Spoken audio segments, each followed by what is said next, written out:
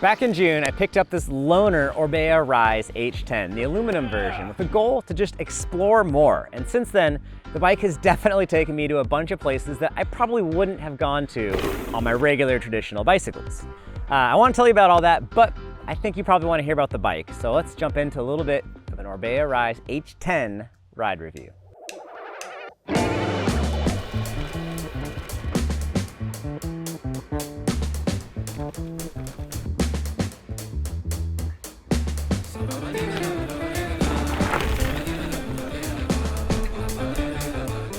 This is a loaner bike.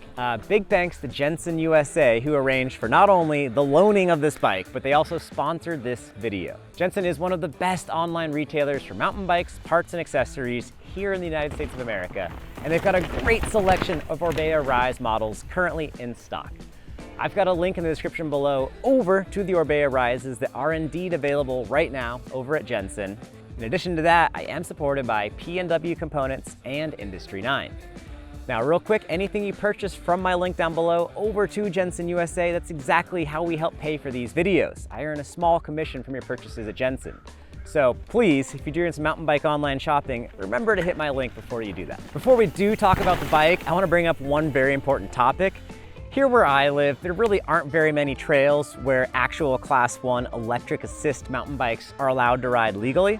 So we made the trip 30 minutes north across the border to British Columbia, Canada. Hello, got reservations for the noon ferry. Up in the golden land of mountain biking, Class 1 e-MTBs like this Rise are fully legit and legal and safe to ride on nearly every trail that a regular pedal bike is okay to be on.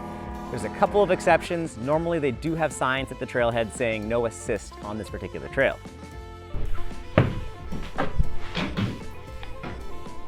It's hot in here. I wonder if we can find any cool trials lines on these neat rock formations up here. I thought the sign below said 1930 and then the sign inside said 1951. Don't know who to believe. Fake news on one of those signs. We got to this lookout built in either 1930 or 1951, depending on which news source you find to be most credible. And the lookout is amazing. They could totally Airbnb that and probably pay for the rent for the entire park. And looking out across, you can actually see the United States of America, and you can see the trailhead where I was just riding a few weeks ago on the motorcycle trip. We started filming right away because there's all kinds of cool big jagged rocks up top, but they have rounded edges. It's kind of unique. I think they get a lot of weather up there. They didn't get any weather today, which is why we're here.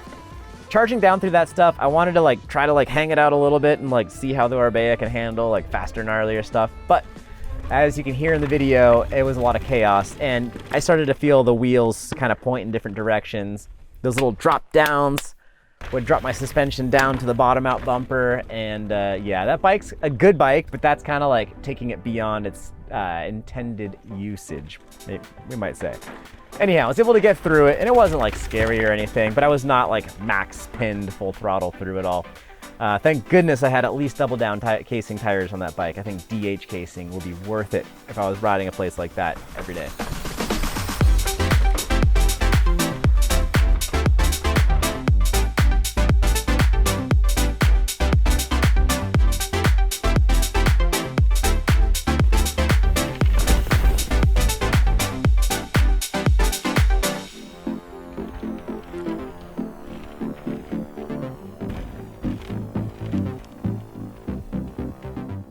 With 29-inch wheels front and rear, 150 mil travel Fox 36 up front, and 140 millimeters of split pivot travel from the Fox Float DPS shock and back, this is generally a trail mountain bike.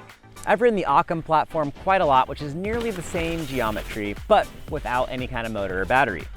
From my experience with this suspension layout, I put in a really big volume reducer in the rear shock, and that helps with the progression so that I don't bottom the bike out on big landings or even when compressing into steep takeoffs. I also threw a BergTech offset shock bushing in place because I was hoping, please, slacken this bike out just a little bit more. The offset bushing did achieve that a little bit, but it was not a huge difference from stock.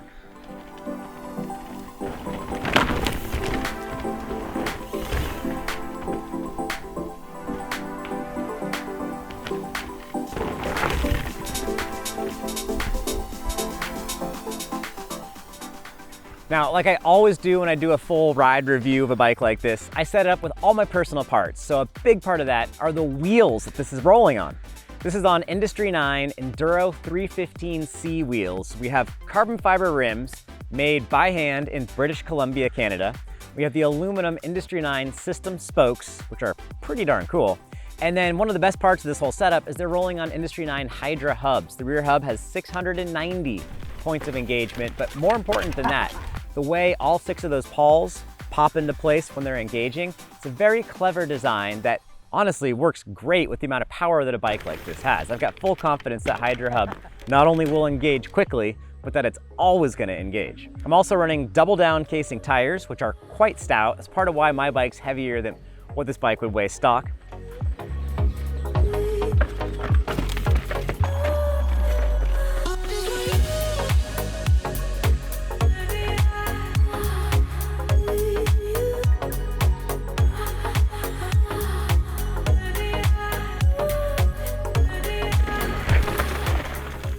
Found one really silly ballerina-inspired pirouette maneuver thing.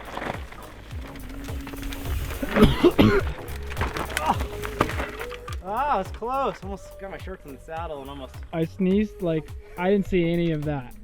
I sneezed. The spinning was it was like a pirouette. Yeah.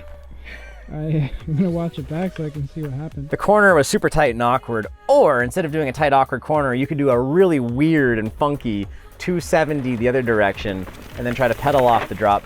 I tried it a few times and couldn't quite do it as proper as I wanted. You're going too fast. Yeah. Could have spent all day there trying to get it correct, but we had to move on because we got a bunch of other cool stuff filmed. We found a really cool section where you're going through some rough rocks, and then you get to drop the landing gear off a drop-off to hit a root to then bounce into a man-made landing. Super cool section. And then after that, you could pop up and do this manual and pop back into the trail. That section had a really cool flow. That was a lot of fun. That was really neat.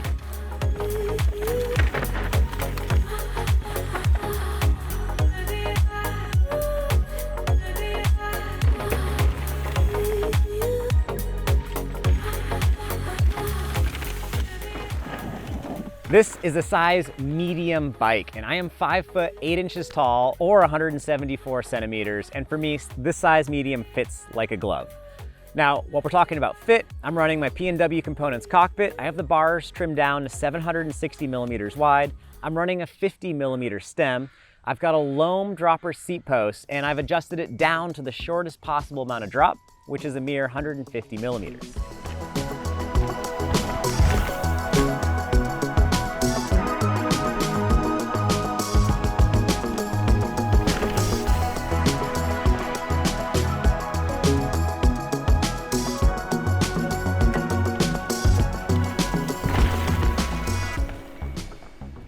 Over the winter, I was riding the non-motorized version of this bike. It's called the Occam.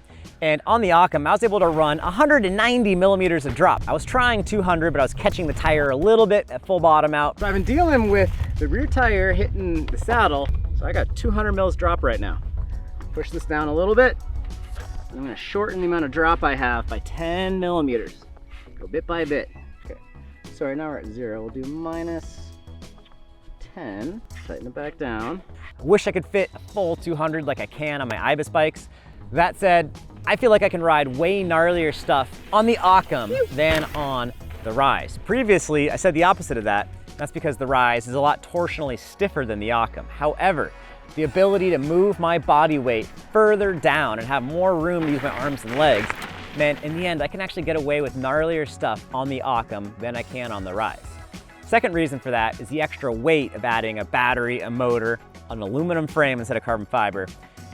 It ends up being a much heavier bike. And when your bike's, a solid 10 pounds, 15 pounds heavier, then you need a lot more suspension because the amount of absorption and manipulation you can provide with your own body in comparison to the bike is a lot less. You're then relying on the suspension of the bike. For this reason, I kind of feel like e-bikes kind of benefit from, 10 to 20 mils more travel than their acoustic counterparts. I would definitely say the Occam can get away with some slightly gnarlier stuff than the Rise. And even though this is a 140, 150 travel bike, I think we should compare it more to like 120, 130 travel trail bikes, like the Ibis Ripley family of bikes, for instance.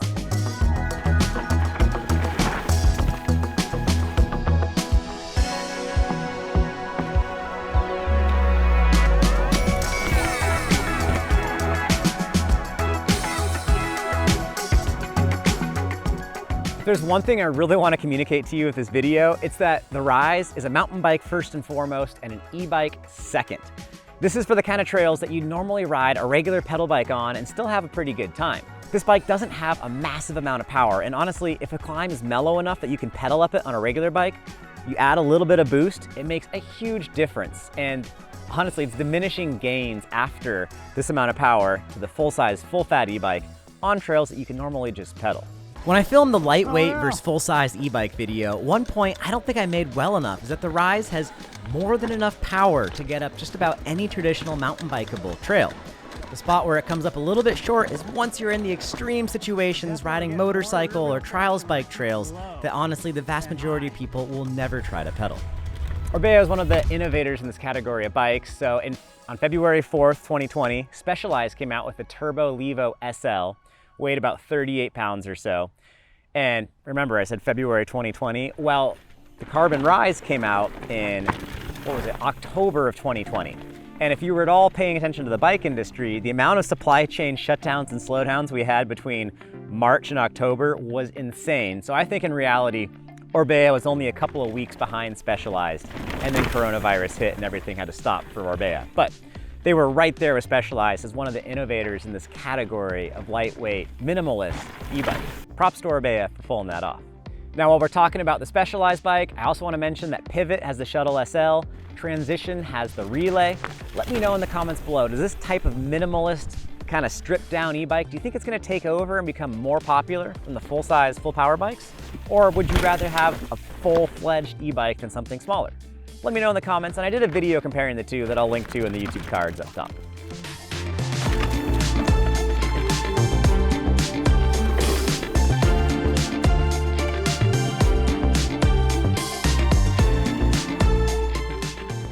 In the same theme as minimalist and lightweight, the user interface is very stripped down on the Rise. You get two LEDs. One is green if you have more than 20% battery capacity remaining, and the other is either yellow for boost, green for trail, or blue for eco.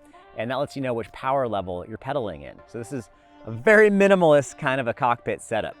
If you want to know exactly how much battery you have left, which is something I frequently want to know because I want to explore that canyon in front of me or whatever, you have to actually turn the bike off, turn it back on, get your phone out, connect with Bluetooth to the Shimano drivetrain, then go to the maintenance tab and it'll tell you which of the 5 bars of battery life you still currently have available.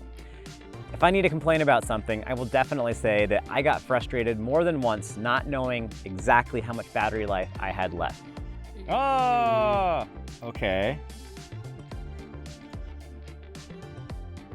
And then maintenance.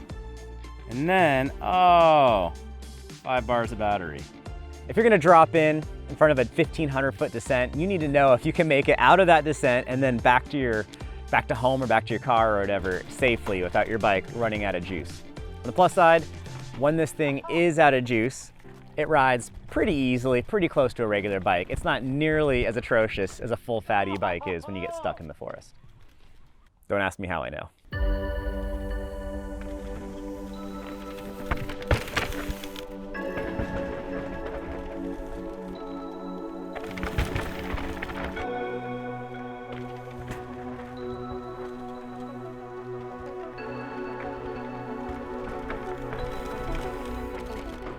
Now, one of the biggest elephants in the room when talking about minimalist e-bikes is the range. If you're gonna have an e-bike, part of the whole point of that is to ride more than you would on a normal bike, right? Well, sort of.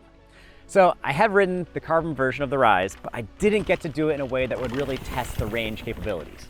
That said, this has a 50% larger battery than the carbon version. And I found myself comfortably pulling about 3,000 feet of climbing, and if I'm really conserving things and kind of getting dangerous at distance, I can pull just over 4,000 feet of elevation in a given ride. I'm generally climbing in the middle, the trail setting, in order to get that kind of a range. And quick caveat, the way this bike comes stock, it's adjusted kind of silly so that the eco setting is not quite full eco, the trail setting is below halfway power, and then the max power is actually below max. So I went into the app and I changed the power setting so that eco is the lightest possible boost.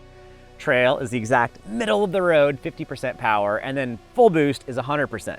To me, that makes the most sense, but you could fine tune that if you have lots of loose technical climbs. you might benefit from a trail setting that is higher than 50% or having boost less than 100 or whatever. So it's kind of cool, it's customizable, but it's not the end all be all. You do deplete the battery a heck of a lot faster in boost mode than you do in trail or in eco. You're filming again. Now, 3,000 to 4,000 feet of climbing. My average comfortable, like let's go bust out 2 hours in the woods, that's gonna have about 2,000, 2,500 feet of climbing. So I can go a bit further, maybe 40, 50% further on the Rise Hydra, but I can't go a massive amount further. So that's a very important thing to think about with your goals with an e-bike. If you're getting an e-bike to go e-biking and try out some totally off the radar place, you might benefit from going full fat. But if you're riding regular mountain bike trails, something stripped down like this Rise or any of the other lighter weight bikes could make a heck of a lot more sense.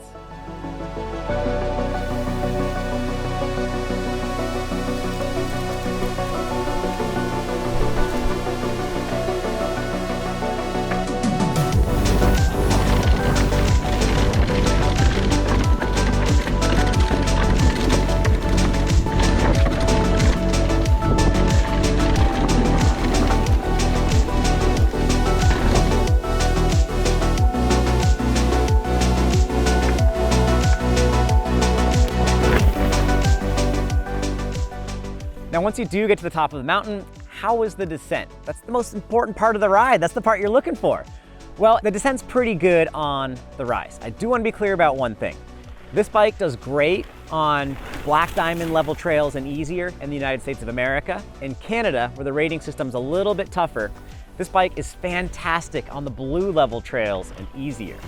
So if you want to hit the super gnarly, super steep stuff, you would definitely benefit to have a longer travel, stiffer, burlier, slacker bike. Again, I do think it's interesting that the Occam, the non-motorized version of the same bike, can get away with quite a bit more gnar and still being within its comfort. This guy compares more closely to a slightly shorter travel bike that would not be a motorized bike.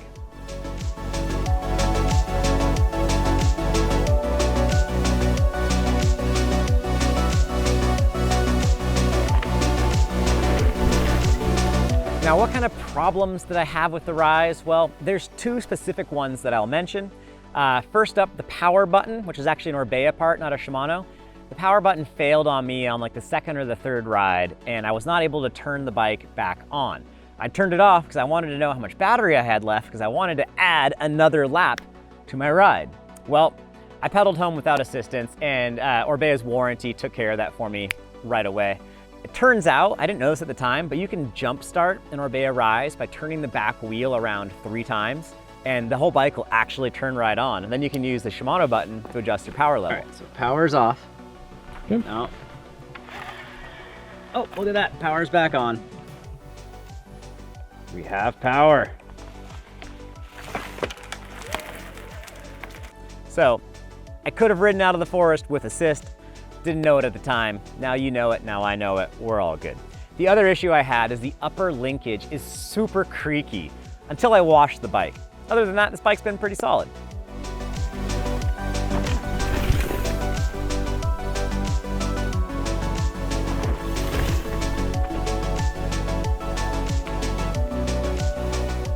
So who is this bike for? Let's wrap this all up. Well, this is for your average mountain biker.